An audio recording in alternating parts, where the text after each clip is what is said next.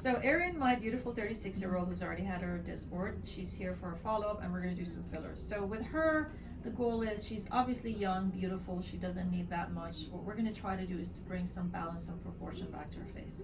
And the way I like to think about that is to look at the face and see how I preserve her natural beauty without creating that what I call oneness look where everybody with big lips and big cheeks. It's not what we want.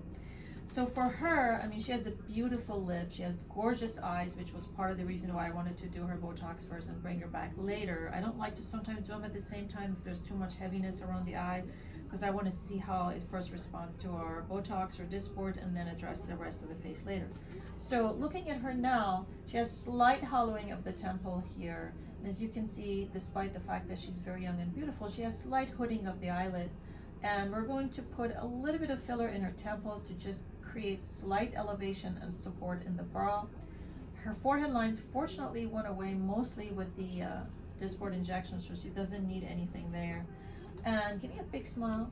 What I like to do a lot of times is to do what I call 4D evaluation of the face, is to have people smile, move, talk, and I look and see where I need to inject to get the best results.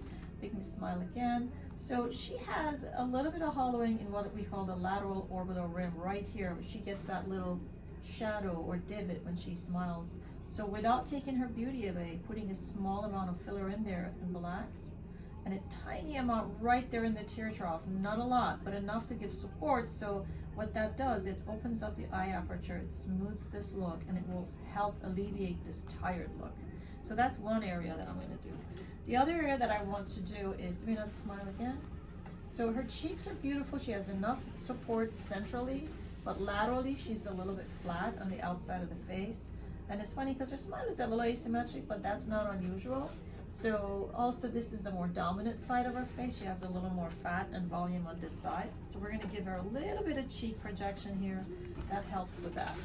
And then also she has thin, sort of small nasolabial fold lines or kind of scratch lines, and she has a little bit of volume loss in what we call the piriform aperture on this area next to the nose. And it's funny because if you pick up her chin and we try to look right through here, we'll see that this is more sunk than this.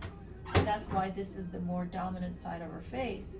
So putting a little bit more product here and here will help balance out the face and bring that natural symmetry that we like to have. And last but not least, I want to put just a small amount of filler in her lips.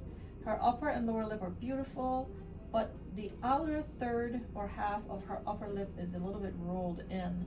So the goal would be to slightly roll it up and to give a little support to the lateral rib to make that a little more pouty and beautiful. And also a very small amount inside the lines of the lip, so the vertical lines so her lips doesn't look dry and the lipstick or lip gloss kind of sits there nicely and doesn't settle into the lines. She has a beautiful chin. She had a very hyperactive chin because she's an attorney and thinks a lot.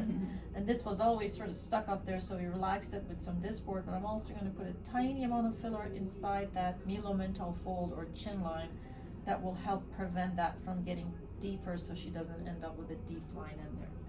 So you're ready? Ready? Okay, we're going to get started.